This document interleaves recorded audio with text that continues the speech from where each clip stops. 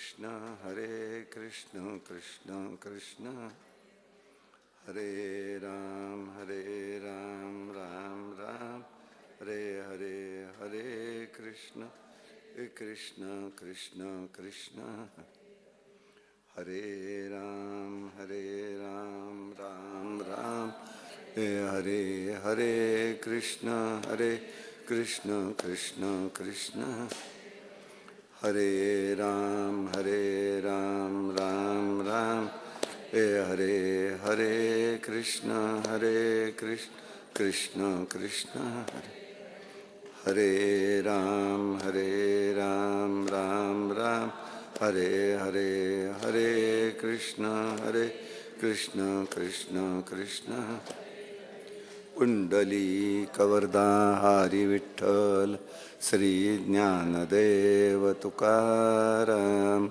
अवधूत चिंतन श्री गुरुदेव दत्त भगवान श्रीधर स्वामी महाराज के जय। प्रभु रामचंद्र महाराज के जय। महारुद्र हनुमान के जय। जय जय रघुवीर समर्थ। ओम पूर्णमिदं पूर्णात् पूर्णमुदच्यते पूर्णस्य पूर्णमादाय पूर्णमेवावशिष्यते। नमः शान्ताय दिव्याय सत्यधर्मस्वरूपिणे स्वानन्दामृततृप्ताय श्रीधराय नमो नमः। कृष्णाय वासुदेवाय हरे परमात्मने प्रणतक्लेशनाशाय गोविन्दाय नमो नमः। आदिनारायणं विष्णुं ब्रह्मणं च वसिष्ठकं श्रीरामं मारुतिं वन्दे रामदास सद्गुरु श्रीधरम्। स्वरूप सांप्रदाय अयोध्या मठ जानकी देवी रघुनाथ दैवत मारुती उपासना नेमस्त वाढविला परमार्थ जगी। जय जय रघुवीर समर्थ। हरि ओम।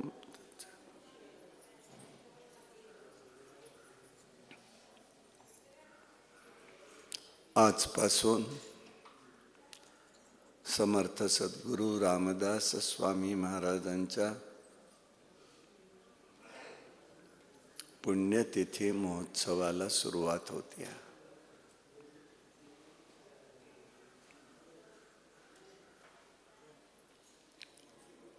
वास्तविक आजचा दिवस दुसऱ्या कारणानेही महत्त्वाचा ठरलेला आहे, आणि तो म्हणजे गाणगापूरचे नरसिंह सरस्वती महाराज स्वामी महाराज हे आजच्याच दिवशी माघ प्रतिपदेला अंतर्धान पावलेले आहेत, म्हणजे कर्दळी वनामध्ये त्यांनी गमन केलेलं आहे। फार महत्त्वाचा दिवस आहे, आणि म्हणून आजच्या तिथीला माघ प्रतिपदा असं म्हणतात किंवा गुरु प्रतिपदा असं म्हणतात। गुरूंचं स्मरण केलं गेलं पाहिजे। या भूतलावरती अखंडपणे एकच अवतार असा आहे की तो अखंडपणे भूतलावर क्रियारूपाने, गुणरूपाने, कर्मरूपाने, धर्मरूपाने अखंडपणे प्रगट असतो, आणि तो म्हणजे भगवान दत्तात्रेयांचा अवतार। कलियुगातले हे दोन प्रधान अवतार, आणि एक त्यातले श्रीपाद श्रीवल्लभ आणि दुसरे नरसिंह सरस्वती स्वामी महाराज। मग त्या परंपरेमधलं कार्य करणारे जे कोणी असतील ते सगळ्यांना दत्त अवतारी समजलं गेलं। त्यामध्ये भगवान श्रीधर स्वामींचं नाव घेतलं जातं। त्यांची ही तपस्थली आहे. श्रीधर स्वामींची तपस्थली आहे. श्रीधर स्वामींचा जन्म दत्त जयंतीच्या दिवशीचा आहे. आणि एका ठिकाणी स्वामी महाराजांनीच विचार व्यक्त केला, काय आज गुरुप्रतिपदा असल्यामुळे आणि माझे प्रत्यक्ष गुरु श्रीधर स्वामी असल्यामुळे त्यांनाही वंदन करून आपण आपल्या विषयाकडे जाऊया, म्हणून मी आपल्या 2 गोष्टी त्यांच्याबद्दलच्या बोलणार आहे. स्वामींच्या बोलण्यामध्ये शैल्यमला असताना स्वामी बोलण्यात आलेल्या होत्या. स्वामींना विचारलं गेलं, आपण कुठे आहात, कोण आहात, आपलं काय आहे स्वरूप. मूळ पीठ दत्तपीठ म्हणून त्यांनी सांगितलं. मग हे का असेल, तर त्याची पार्श्वभूमी अशी त्यांनी सांगितली की आम्ही म्हणजे तिथे आपल्याला दाखला तुकाराम महाराजांचा पाहता येतो, प्रमाण आहे त्याला. आम्ही वैकुंठवासी आलो याची कारणासी, बोलिले जे ऋषी साचे भावे वर्ताया. आम्ही वैकुंठवासी आहोत. असे जे पुण्यात्मे आहेत की ज्यांना परत देहधारणा नाही, ते विदेही आहेत, त्यावेळेला तिथे एक सभा भरली. स्वामींनी सांगितलं, टेंबे स्वामी महाराजांचा अवतार आता संपेल, पुढे कोणत्या जीवाला पाठवायचं कार्य करायला. त्यामध्ये समर्थ रामदास होते. आमचा स्वामींच्या शब्दावर पूर्ण विश्वास आहे. तुम्ही ठेवा, ठेवू नका, ऐकू नका, काही मला त्याचं म्हणणं नाही, पण आम्हाला जे लक्षात आलंय ते मी आपल्या पुढे मांडतोय आणि त्यांचं स्मरण. तर समर्थ रामदासांनी सांगितलं, ह्या जीवाला आता पुढील कार्यासाठी पाठवा. आणि म्हणून स्वामी महाराज दत्त संप्रदायाप्रमाणे त्या कुळाला दिलेला भगवान दत्तात्रयांनी आशीर्वाद, हे सगळं लक्षात घेऊन श्रीधर स्वामींचा जन्म झालेला आहे.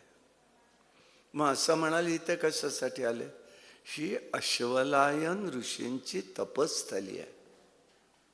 त्यांचं उपास्य दैवत हनुमंतराय आहे, मारुतीराय आहे. त्यांनी इथे तप केलेलं आहे. समर्थ रामदास इथे येऊन, स्वामी इथे येऊन राहिले.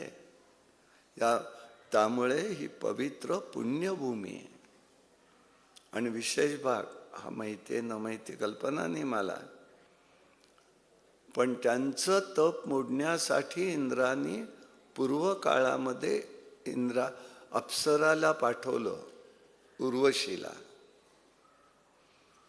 ते म्हणाले, ते काही करून उपयोग होणार नाही, तू परत जा इंद्राकडे, आमच्या इथे नको, आमचं तप चाललंय, ते तपस्थली आहे, इथे महात्म्यांची भूमी आहे. ती ऐके ना. तेव्हा ते म्हणाले, मी शेवटी तुला मोडून टाकेन.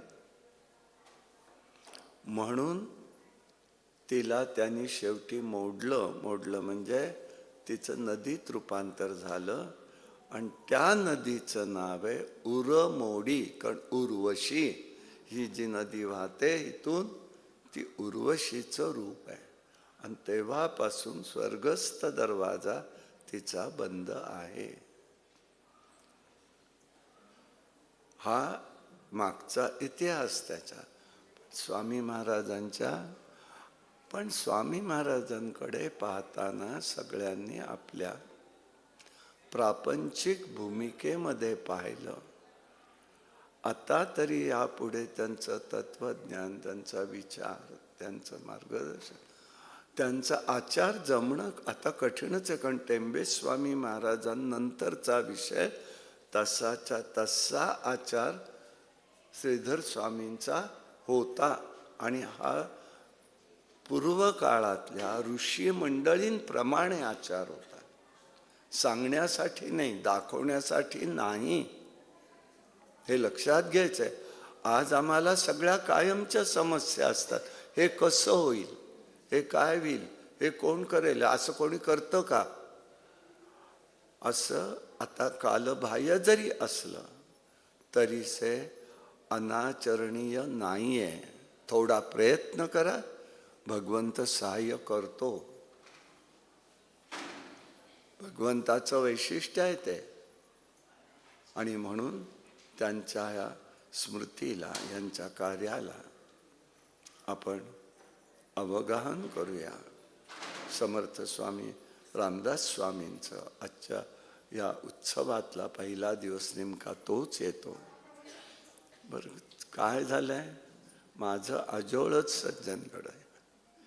त्यामुळे मला इथे आलं की माझ्या लहानपणी आणि योगायोगाने भाग्य माझं मी म्हणेन त्याला, की जन्मापासून सगळ्या गोष्टी स्वामी महाराजांच्याच कृपेच्या. त्यामुळे आजचा दिवस म्हणजे स्वामींच्या आठवणींचं एक आंदोलन सुरू असतं मनामध्ये.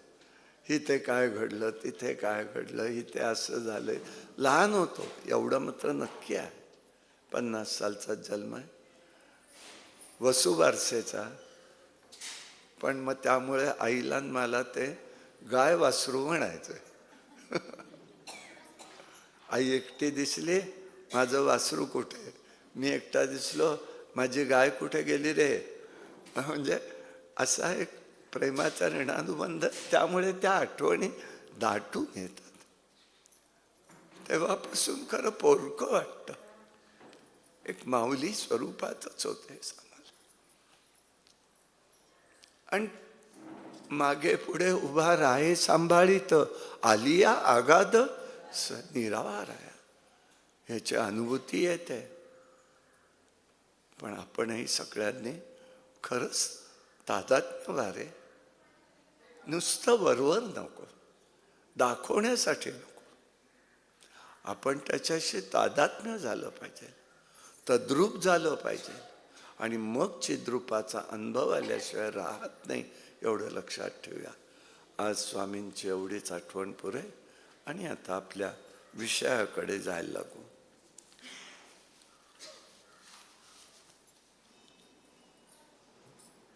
जे आहे ते श्रीधर स्वामींचं आहे, त्यांनाच ते अर्पण आहे. 2018 पासून शेंबेकर बुवा आणि पूजनीय वैकुंठवासी मारुतीबुवा रामदासी यांनी सूचित केल्याप्रमाणे तुम्ही आहात तोपर्यंत येत जा, पण आलात तर फक्त मनाचे श्लोक बोला. अहो म्हटलं, मनाचे श्लोक पूर्ण कधी व्हायचे, होतील तेव्हा होतील, मला माहिती नाही, पण तेवढंच तुम्ही फक्त इथे सांगायचं. ही त्यांची गुरु आज्ञा समजून त्यांच्या मुखातनं गुरूंनी सांगितलं. म्हणून 2018 पासून आपला हा मनाच्या श्लोकाचा उपक्रम आपल्याला उपलब्ध अवधीमध्ये जो मिळालेला आहे तेवढाच आपण इथे करत असतो. तेव्हापासून चिंतन सुरू आहे. आतापर्यंत फक्त 34-33 श्लोक झालेले आहेत. करावा विस्तार तेवढा पुष्कळ आहे, परंतु आपल्याला मर्यादा पडतात. म्हणून मी आपलं त्या दृष्टिकोनातनं आधी कल्पना दिली की काय आहे विचार. म्हणून मनाच्या श्लोकामध्ये समर्थांनी जणू काही फिलॉसॉफी ऑफ माइंड सांगितलेली आहे. अकॅडमिक भूमिकेत बोलायचं झालं तर फिलॉसॉफी ऑफ माइंड आहे. मनाचं वर्तन, आज तो विषय पुढे सायकोलॉजी नावानेही येतोय. काही डॉक्टरांच्या पुढे सुद्धा हा विचार मांडला की समर्थांनी काय म्हटलंय हे बघा ना, मग तुमची काय असेल ती ठरवा. सगळे पाश्चात्यांचे सिद्धांत घेण्याची गरज नाही आहे. 400 वर्षापूर्वी स्वामी महाराजांनी स्पष्ट कल्पना देऊन ठेवलेल्या आहेत आपल्याला, आणि त्यामुळे त्याच्यात अनेक विषयांचा समावेश आहे. त्यातला विषय चालू आहे, नुपेक्षी कदा रामदासा अभिमानी. त्याच्यातला 34व्या श्लोक असा आहे, 34वा श्लोक आहे. उपेक्षा कदा राम रूपी, उपेक्षा कदा राम रूपी असेना, जीवा मानवा निश्चयो तो असेना. श्री भारवाहे न बोले पुराणी, नुपेक्षी कदा रामदासाभिमानी. श्रीराम.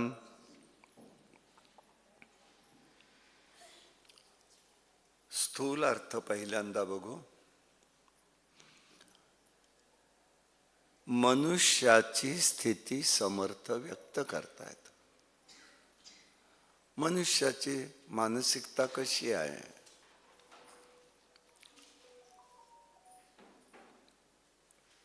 मनुष्याला विश्वास असा वाटत नाही की भगवंत माझं रक्षण करेल. मनापासून वाटत नाही त्याला की माझं रक्षण परमात्मा करेल म्हणून. फक्त संशय रहित तो होत नाही. तोंडाने बोलेल रक्षण करता परमात्मा, मनातनं नसतो तो. त्याचं कारण आहे संशय रहित होत नाही आणि भगवंत भक्ताचा भार घेत असतो. हे पुराणांनी जरी सांगितलेलं आहे, तेव्हा मना लक्षात घे, भगवंत आपल्या भक्ताची कधीही उपेक्षा करून देत नाही. हे या ठिकाणी समर्थ स्पष्टपणे व्यक्त करतात. भक्त अनेक आहेत. भगवंत आपल्या सान्निध्यात आहे हे तो तोंडानी बोलेल, पण मनात त्याचा स्वीकार नसतो. मनाने स्वीकारत नाही. व्यवहारात असं कुठे चालतं का? सगळं देव करेल काय? आपण नको का काही करायला? हे बरोबर आहे, पण मनात खात्री आहे का हे मी केलं की भगवंताचं होणार आहे? आमच्या प्रल्हादाचं होतं का नाही? ते काय उदाहरण नुसतंच बघायचं आहे का? तो होता त्याच्या वेळचा काळ वेगळा, आत्ताचा काळ वेगळा. मान्य, एकदम मान्य. पण त्याची असलेली निष्ठा आज त्याच्यावर असलेले प्रसंग आमच्यावर आहेत का? त्याच्यावर येणारे प्रसंग आज आमच्यावर आहेत का? या वर्तमानपत्रात बातम्यात काहीतरी 1-2 बातम्या वेगवेगळ्या वेड्यावाकड्या दिसतात. हळहळतं मन, नाही असं नाही. पण त्या ठिकाणी ही निष्ठा होती का त्याची जी आहे ती निष्ठा तुम्ही निर्माण करा. समर्थांना म्हणायचंय, उपेक्षा कदा रामरूपी असे ना. उपेक्षा कधी करू नका, असं मनात आणू नका. तो आहे, तो मला पाहतोय. आणि यासाठी एक गोष्ट असायला पाहिजे. जीवानी प्रत्येक कर्म करत असताना मला पाहणारा कोणीतरी आहे हे लक्षात ठेवून जर कर्म केलं तर एकही कर्म वाया जाणार नाही. फेल्युअर होणार नाही की लगेच कळेल. आम्हाला आता असे शब्द वापरावे लागतात समजण्यासाठी, आवश्यक नाही आहेत. वाया जाणार नाही. वाया गेलं कदाचित, सांगतो तेही सांगतो, वाया जाऊ शकतं.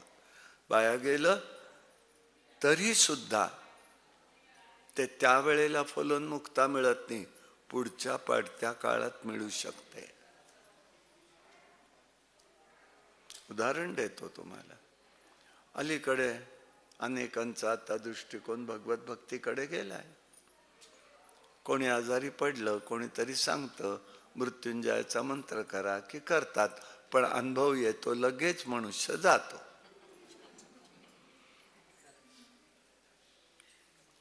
वास्तविक एक गोष्ट कोणी बघतच नाहीत, सांगणारे सांगत नाहीत, ऐकणारे ऐकत नाहीत.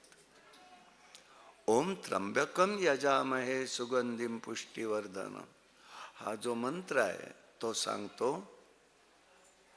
की हे मृत्युंजय देवता, या जीवाला काकडीच्या वेलापासून जसं खुडावं तसं मोकळं कर. आणि आम्ही तो मृत्युंजय मंत्र म्हणतो. गुरुजींना विचारलं मी, म्हणणाऱ्या परंपरेने म्हणतात. अहो अर्थ काय तो बघा ना. मृत्युंजयाय रुद्राय नीलकंठाय शांभवे अमृतेशाय सर्वाय महादेवाय ते नमः हा मृत्युंजय मंत्र. नाही, आमचं कर्म कसं चुकतंय, आम्ही तिथे प्रार्थना करतोय तर देव सोडवतोय. मग तुम्ही केलेला जप वाया गेला का? नाही, तो तिथे त्या जीवाला उपयोगी वाटला. तुमच्या दृष्टीने नाही तरी ते फळ पुढच्या जन्मात त्याला योग्य ते मिळत असतं. ही कर्माचा सिद्धांत किंवा कर्म विषय अत्यंत गहन आहे. कर्मानो गहना गती. आणि म्हणून इथे ते म्हणतायत, एक तू लक्षात ठेव, तो आपल्या बरोबर आहे. म्हणून मी तो आपल्या सन्निध आहे हे जेव्हा ते म्हणतात तेव्हा म्हटलं तो आपल्या पाठीशी आपल्याला बघतोय. आणि गरुड पुराणाप्रमाणे जर पाहिलं तर तिथे भगवंतांनी नियोजन केले. श्रावक नावाचे एक आपल्याला सतत पहारेकरी मागे असतात. तू काय कर्म करतोस त्याची नोंद करतात आणि चित्रगुप्ताला नेऊन देतात. मग तुमचे हिशोब देह पडल्यावर. म्हणून देव सान्निध्यात आहे हे समजतात समर्थ. तू असं धरू नको, आहे तो त्याप्रमाणे बघ आणि खात्री कर. बहुत आणि अनेक भक्त असले तरी ते काय करतात, प्रापंचिक अडचणी देवा एक देव. गंमतच बघा ना तुम्ही. आपले हात जोडले की काय होतं, मनापासून बघा. हात जोडले आपले की काय आत सुरू असतं. आत बाहेर नाही, बाहेर प्रदर्शन, पण आत काय असतं, देवा हे दे, देवा ते दे, देवा हे झालं. अरे त्याचं सुंदर रूपडक नाही का बघ. आज काय तो ते केलंय. आमच्या गवळणी कशा होत्या, जाता जाता बघायच्या, निमित्त काढायच्या, नंदाच्या वाड्यावर जायच्या. तो काय करतोय, भरलेलं पाणी ओतून द्यायचं, सासूला सांगायचं पाणी संपलंय घेऊन येते. कोणासाठी होतं, केवळ आणि केवळ त्याचं सौंदर्य, त्याचं रूप, त्याला पाहण्यासाठी होतं. हे वेड लागलंय का कोणाला? आम्हाला त्याच्याकडे बघतो का आम्ही, कसा आहे.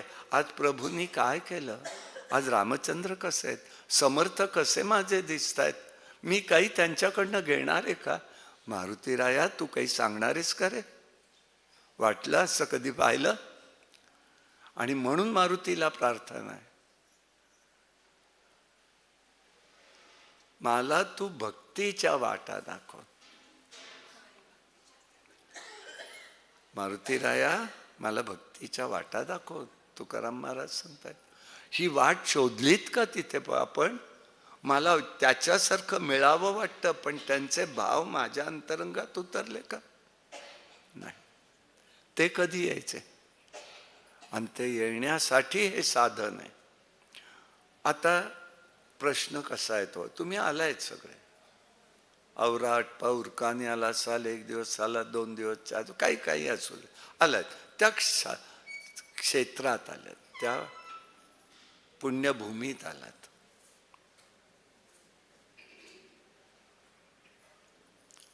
एकाने प्रश्न केला, सर्वत्र परमात्मा आहे ना, मग तुम्हाला गडावरच जाऊन मिळतो, पुण्यात मिळत नाही, मुंबईत मिळत नाही, लातूरला मिळत नाही, आहे ना सगळीकडे, मग इथेच का मिळतो म्हणून जायचंय?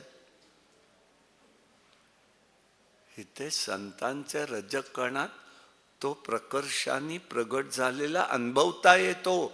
पण मी तेवढा उत्कट होतोय का, जीव तेवढा उत्कट होतोय का? आणि तो जो उत्कट होत नसाल तर हे केवळ श्रम आहेत. असं करू नये, करायचं नाही आपल्याला. इथे काय कमी आहे, काय जास्त आहे, कोण आहे, काय नाही, असं या इथे मंडळांनी व्यवस्था करायला पाहिजे होती हो. त्याच्यासाठी आल्यात का?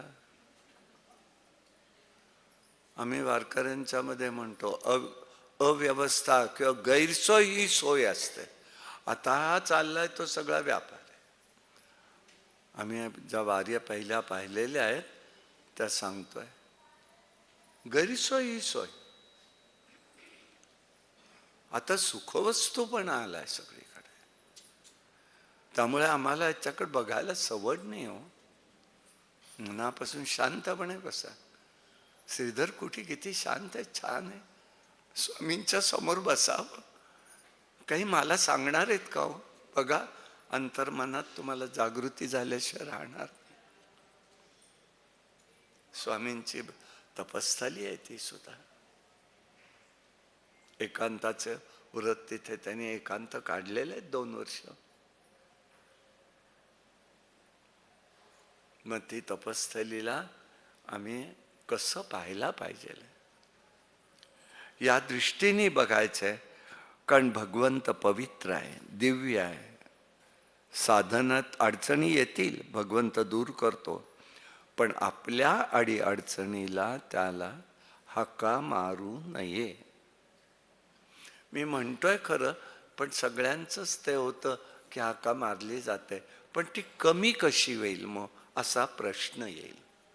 मग त्याला एक युक्ती सांगू, सोपी युक्ती आहे. काही करायचं नाही, हात जोडले की आपलं नामस्मरण मनातल्या मनात जोरजोरात घ्यायचं. मनातल्या मनात जे कोणतं नित्याचं नामस्मरण असेल ते जोरजोरात घ्यायचं. का? मागणं संपलं पाहिजे. एक लक्षात ठेवा सूत्र, मागितलं की किंमत संपते, मग मानवात असो नाही तर देवात असो. म्हणून मागायचं नाही. म्हणून सुदामजी म्हणतायत मी मागणार नाही, देव म्हणतोय मी मागितल्याशिवाय देणार नाही. जगावे गळा याचक आणि जगावे गळा धनी, मुठभर पोयासाठी दिली का सुवर्ण नगरी कुणी? सांगा बरं. मागितलं नाही, तो म्हणतो मागितल्याशिवाय देणार नाही. पण आमचा देव हारला, भगवंत हारला, सुदामाने जिंकला. दिलेलं घेऊन जावं लागलं बरं, दिलेलं घेऊन जावं लागलं. मग इथे मला बघायचंय, भगवंत म्हणजे पवित्र आहे, दिव्य आहे, म्हणून त्याला तसं करू नये. भगवंताचा परिपूर्ण स्वीकार हवाय. सच्चिदानंदाच्या प्रचितीसाठी जीव हा निसंदेह झाला पाहिजे, निसंदेह झाला पाहिजे. ताई दामले म्हणून होत्या, वाईच्या होत्या. आता सांगू नये, सांगायची वेळ आली. त्यांचाच नातू प्रशांत दामले अधिकारी होत्या. ज्ञानेश्वरीचं पुष्कळ चिंतन केलेलं. पण ताई दामल्यांचं वागणं कसं होतं, उदाहरण देतो, प्रापंचिकच आहेत. त्याग कशाचाही केला नाही. नंतर शेवटच्या काळामध्ये सगळ्यातनं निवृत्त कसं राहिले असतील असं होते, ते वेगळा भाग आहे. पण एक गोष्ट सांगतो, मुलीचं त्यांच्या मंगळागौर होते. वाईमध्ये अनेक मुलींना सांगितलं, पूर्वीचा काळ होता तो, एकाच दिवशी दोन्ही नव्हतं. व्रत एकदा करायचं आणि लगेच त्याचं उद्यापन करायचं, काय वेळ नाही आम्हाला, मग करताच कशाला.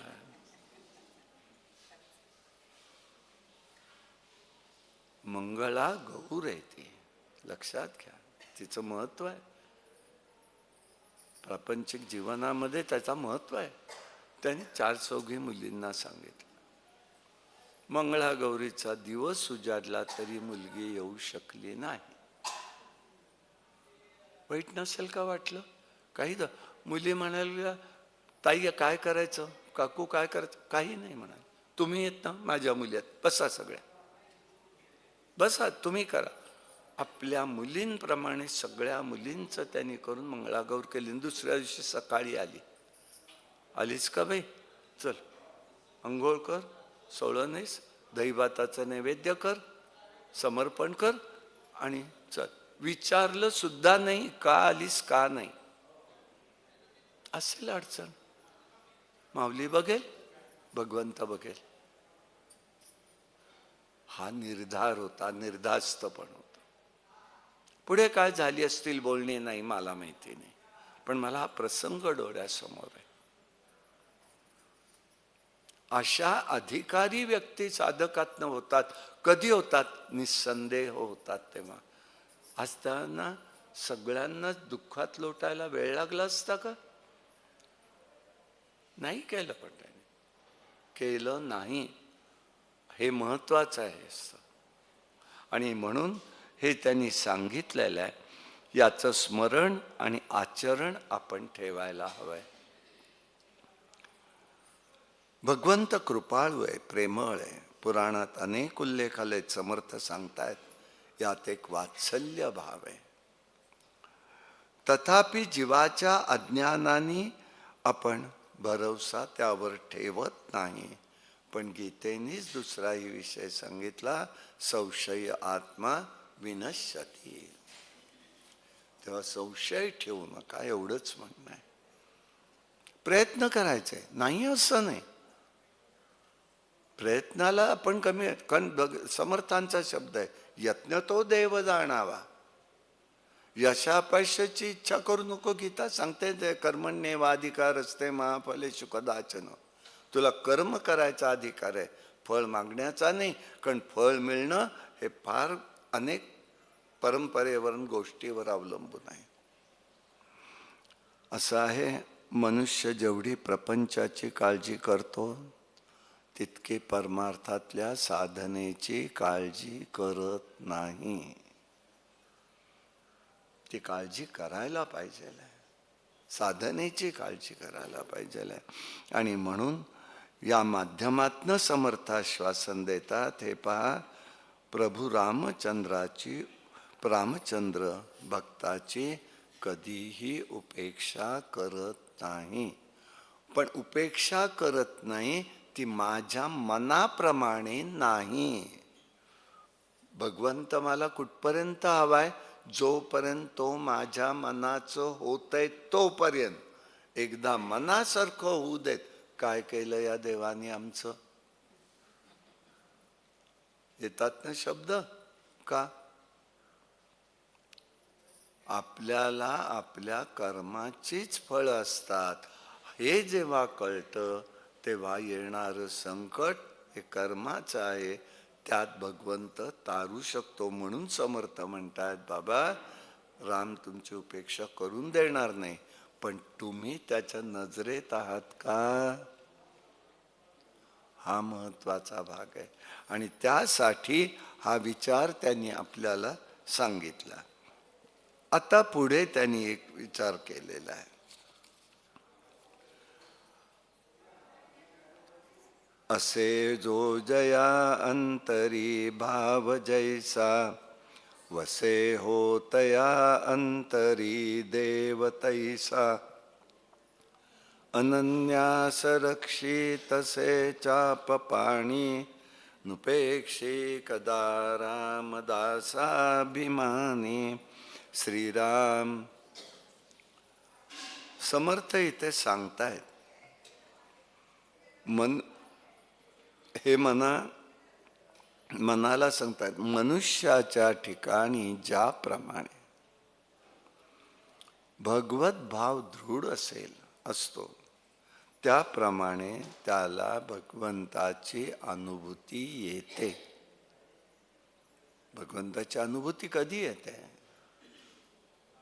आणि पुढे जो भगवंताशी परिपूर्ण अवलंबून असतो त्याचा सांभाळ भगवंत करत असतो. परिपूर्ण अवलंबून असतो त्याचा सांभाळ तो करतो. समर्थ म्हणतात, अनन्य रक्षिससे चाप पाणी, म्हणजे प्रभू रामचंद्र रक्षण करतात. तसं पाहता भगवंत दासाभिमानी असल्यामुळे भक्ताची कधीही उपेक्षा करून देत नाही. भक्ताची उपेक्षा करून देत नाहीत. स्वामी महाराजांनी इथे अत्यंत कठोर तप केलेलं आहे बरं का. आणि आधी असं कोणी केलेलं नाही. पुढे करतील याची अजिबात विश्वास वाटत नाही. काही प्रसंग आला होता गडावरती. आमच्या आजी सांगायच्या म्हणून आम्हाला माहिती. मी काही आमचे जन्मच नाही तर आम्ही काय पाहणार त्यावेळचं. साधन काळ त्यांचा इथे होता 27 ते 30, 1927 ते 30. भाव समाधीत गेले आणि एकदम जिथे हे टाकतात ना शेण, गोमय टाकायचे एका खड्ड्यामध्ये इथे वर कुठे, तिथे भाव समाधीत बसले. काही आठवण नाही, काही नाही, काही नाही. श्रीधर बुवा त्यावेळेला बुवा होते. श्रीधर बुवा कुठे गेले, श्रीधर बुवा कुठे, शोधतायत कुठेही नाही.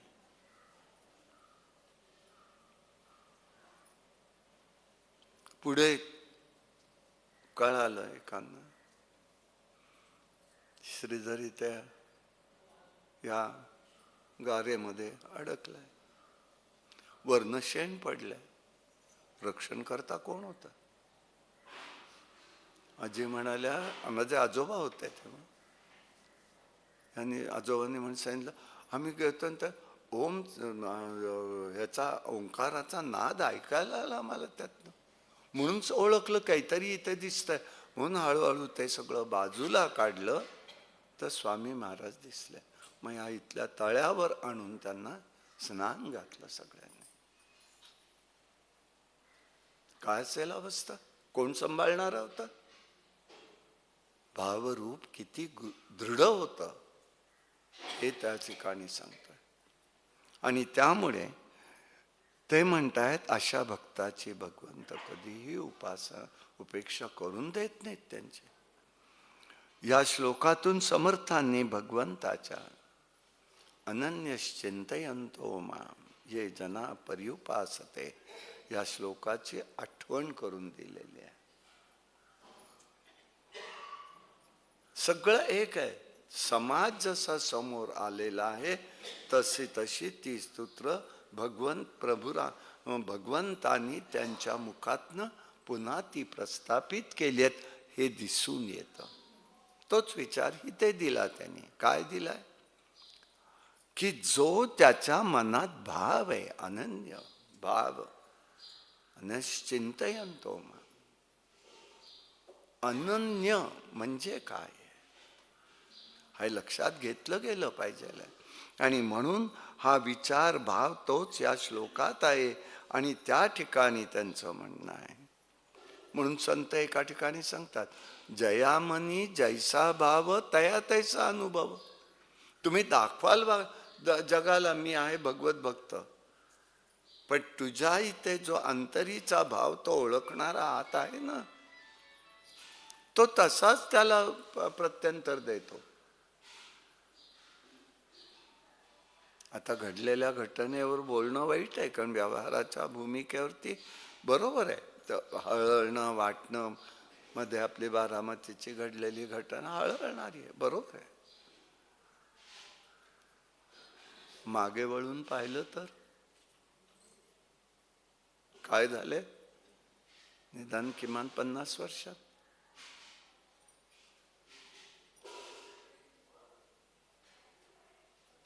कुठे फलोन्मुखता कोणाला कशी मिळेल काही सांगता येत नाही. आणि म्हणून सर्वत्र ठिकाणी भगवंताचा सर्वत्र ठिकाणी वासुदेव जगत सर्वम असूनही ते समजलं पाहिजे. तसा अनुभव का येत नाही प्रत्येकाला? देव सर्वत्र आहे. मग अशीच उदाहरण म्हटलं, हितेच आहे का तिथे नाही का, पण सगळ्यांचा भाव एक नसतो. वर्गात विद्यार्थी अनेक आहेत, शिकवणारे शिक्षक सगळ्यांना सारखं शिकवत आहेत, पण सगळेच पहिले येतात का? नाही. का?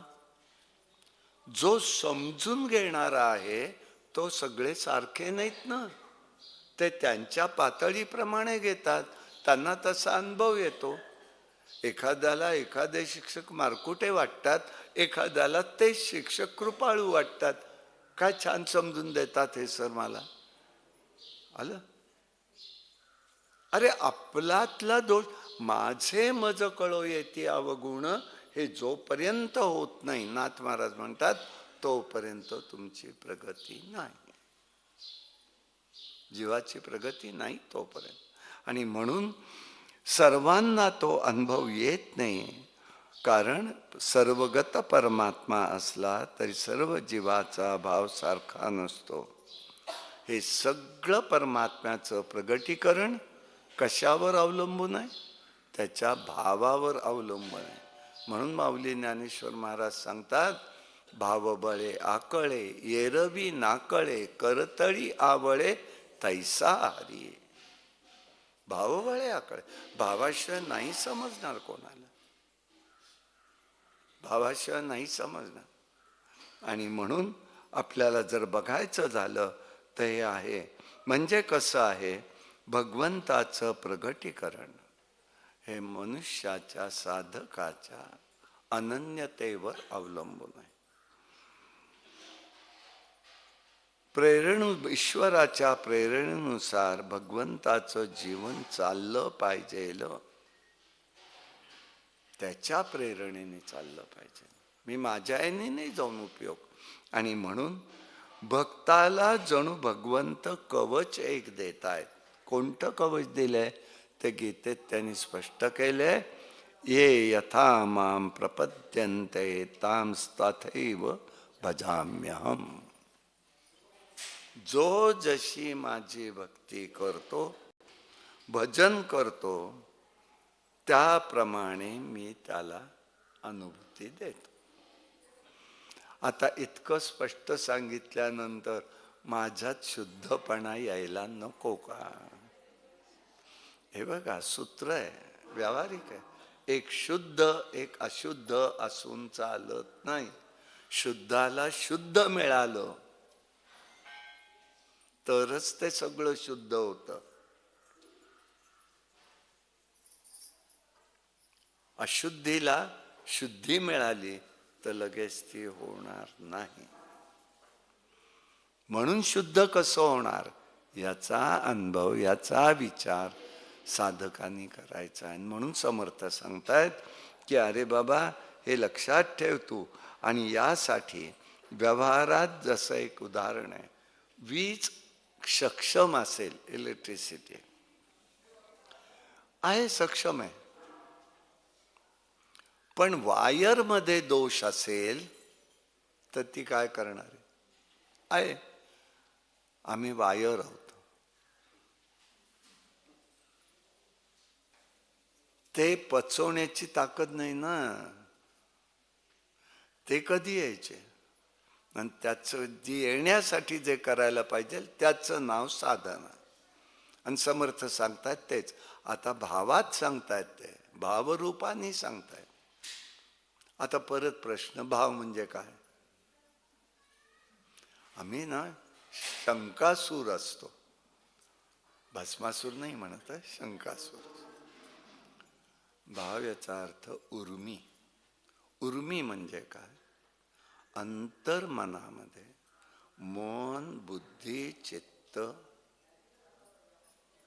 डोळे आणि कान, हितून आतनं सुद्धा स्पंद बाहेर पडत असतात.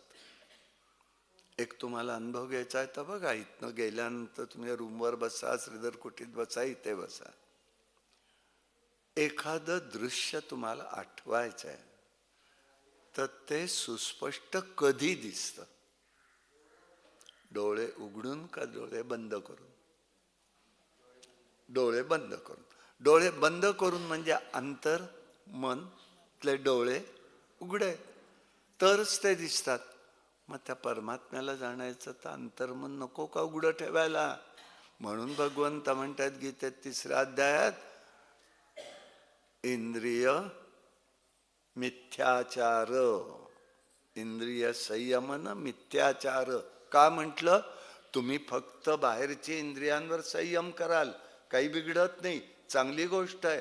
पण अंतर इंद्रिय, मी जिभेने खात नाही आहे पण खातोय आठवणीने, काय झालं? उपयोग नाही. म्हणून आत्मसंयमा अध्यायामध्ये 6व्या अध्यायात भगवंत सांगतायत, चल 4थ्या अध्यायात ते सांगतायत दोन्ही पाहिजेले. आत्मसंयमन म्हणजे अंतरिंद्रिय आणि बहिरिंद्रिय संयमित करा, तर तुम्ही त्या ठिकाणी परमात्मा शुद्धीकरणाची अंतःकरण शुद्धीकरणाची प्रक्रिया सुरू होईल. आणि त्याला पाहायला उदाहरण तुम्हाला मी दिलं बघा. मग आपल्याला आठवणी कशा येतात? मग ताज्या कुठल्या वाटतात? ज्या आमच्या अंतःकरणावर मुरलेल्या आहेत. आणि त्या मुरायला कशा पाहिजेत?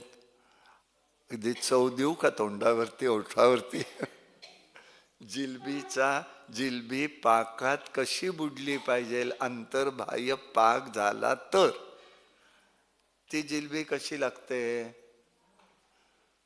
स्वाद आहे, रंग आहे, मधुर आहे. मग आमचं नाम नको का मुरायला? जाता जाता येता येता आता ती काय बटणं आहेत म्हणे, ते काय उपयोग आहे? कधी मुरायचं कधी? ते जाता जाता विंडो शॉपिंग नाही आहे.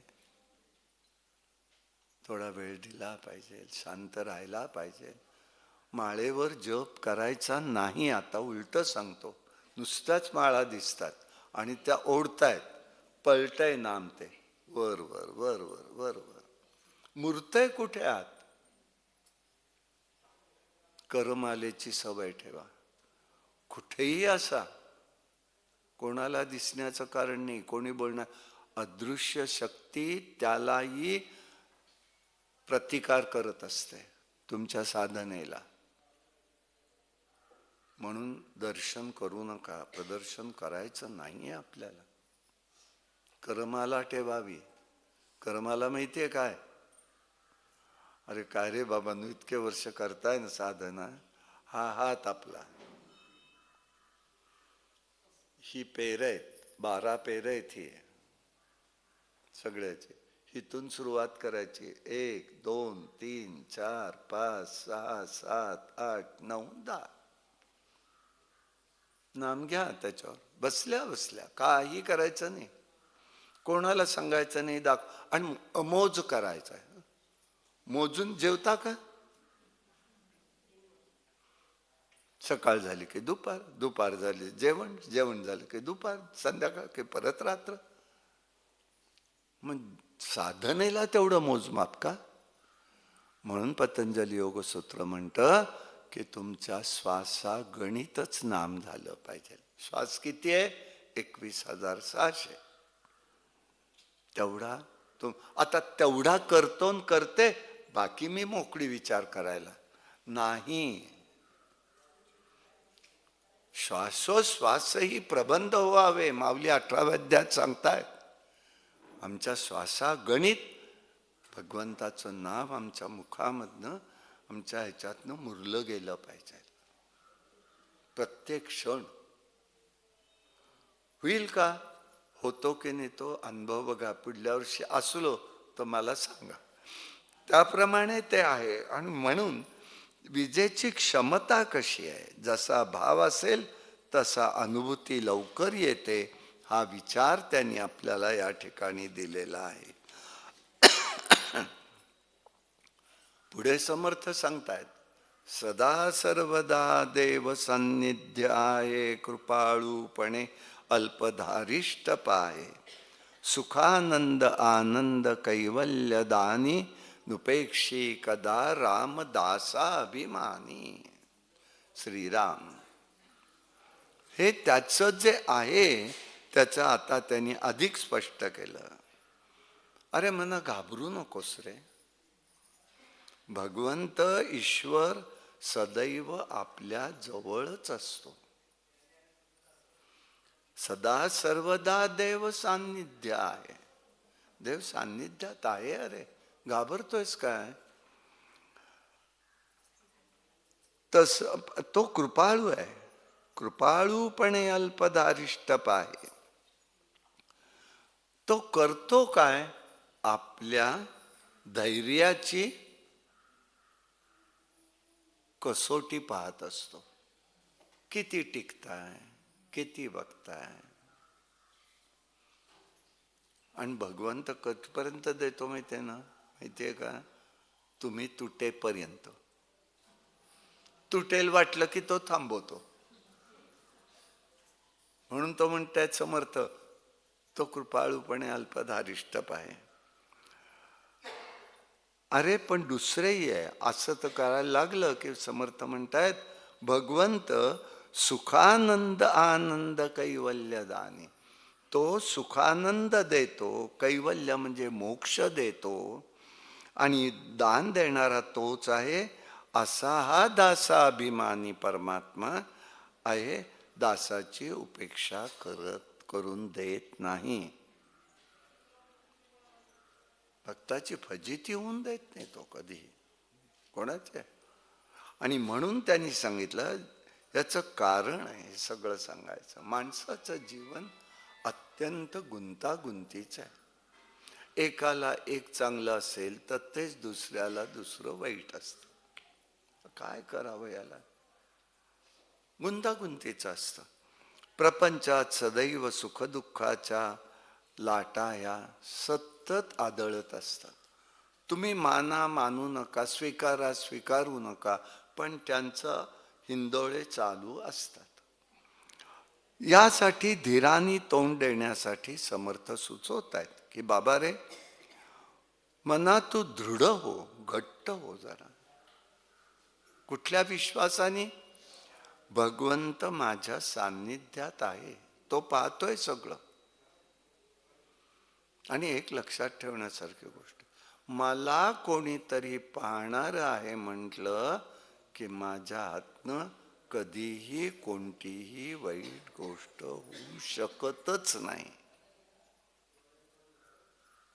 म्हणून देव भगवंत गीतेत सांगतात, बुद्धियोगम ददाम्यहम. आणि एकीकडे सांगतात बुद्धी कर्मानुसारणे.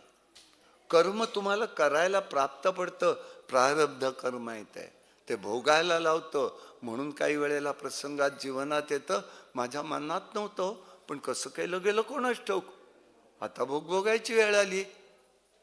होतं की नाही? सगळे सिनियर सिटीजन आहात, सगळ्यांना एक कुठेतरी अनुभव आला असेल ना. ते बुद्धी आमची ही बुद्धी कर्मानुसारिणी, ही बुद्धी कर्मानुसार. पण तिथे सावध काय असतो तो, हे मी करायला नको, ती भगवंताची दृष्टी असते. मग भगवंत काय करतो, अशा दृढ भक्ताला त्याच्या हातनं काही घडत असेल ना, घडून देत नाही. निमित्त करतो आणि तिथून त्याला लांब करतो. नाही, अपघात आहे, जास्त होणार आहे, चटकन त्याला त्याच्यातनं बाहेर काढतो. कुठेतरी खर्चट थोडंसंच लागतं का?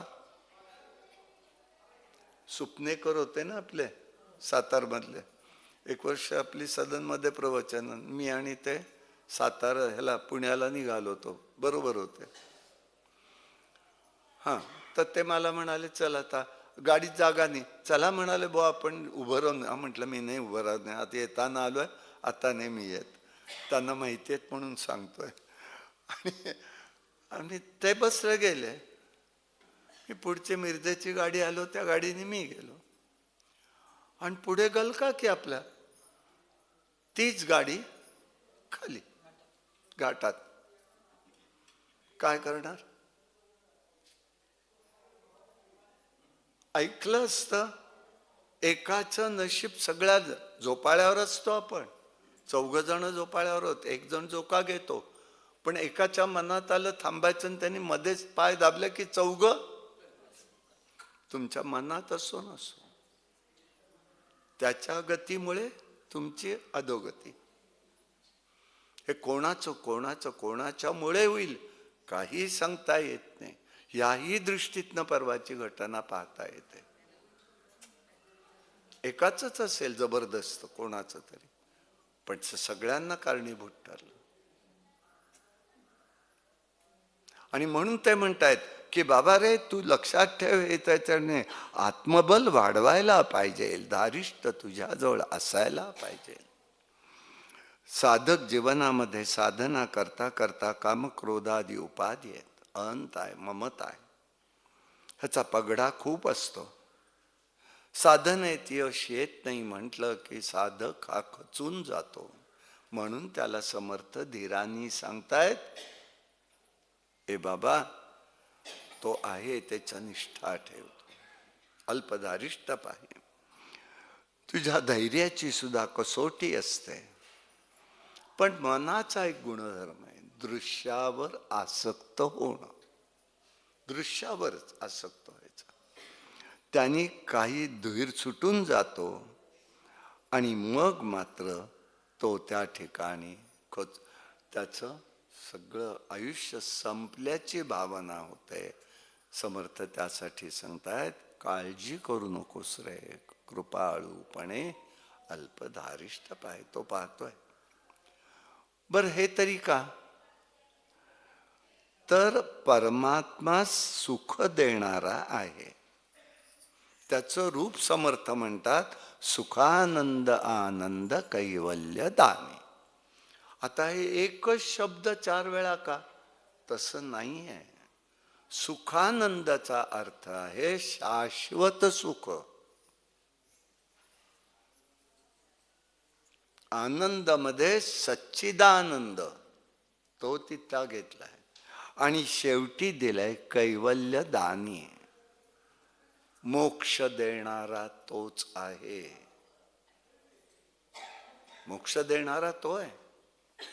स्वामींचं सगळ्यात आवडतं उपनिषद कोणतं असं सगळंच होतं. म्हणजे मी काही म्हणू शकत नाही, मी लहान नाही त्याच्या पुढे बोलायला. पण त्यांचं एक जे लक्षात आलेलं आहे ते असं आहे, कैवल्य उपनिषद. अतिशय आवडीचं. अनेक वेळेला त्यांनी त्याच्यातले दाखले दिले, तर त्यात त्यांनी सुखानंदाचा अर्थ शाश्वत सुख सांगितलेलं आहे. हे सगळं पाहिल्याशिवाय आम्हालाही उलगडे होत नाही. आम्हाला म्हणजे आपल्या जीवाला उलगडे होत नाहीत.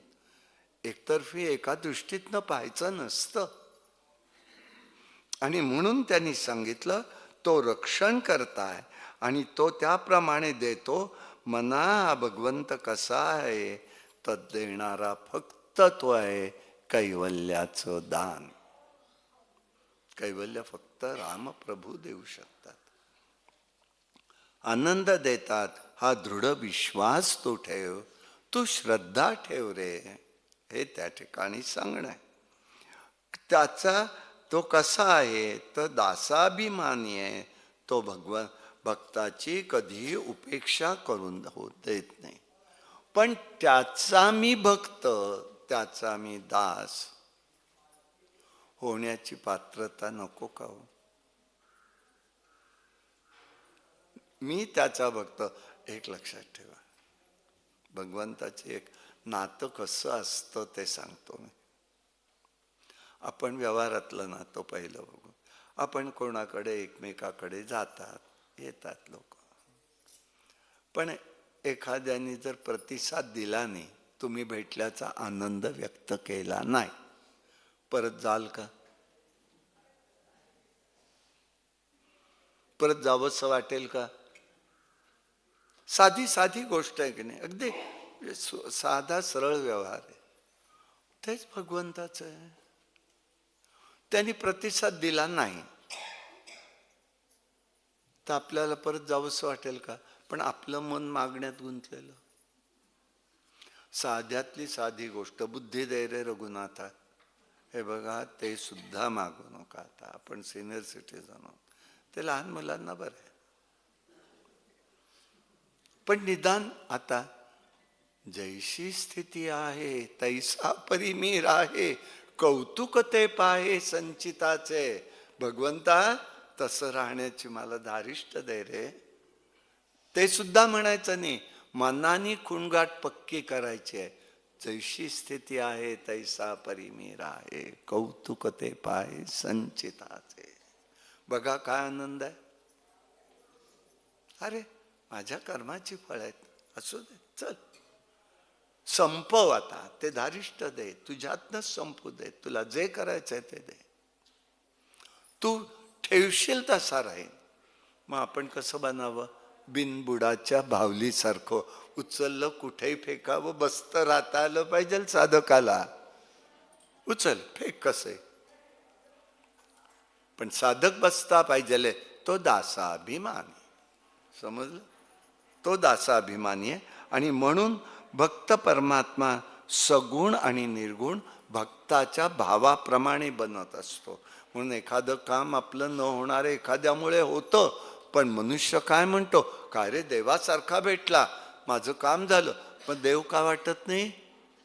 हो, देव का वाटत नाही? इथे आमची अडचण आहे. कारण आम्ही सगळ्यातला परमात्मा पाहत नाही, पाहू शकत नाही, म्हणून ते होतं. आणि यासाठी तो सर्वव्यापी आहे, सर्वत्र आहे, व्यापून आहे. म्हणून भक्ताला उपासकाला तो निरतिशय आनंद स्वरूप समजलं पाहिजे.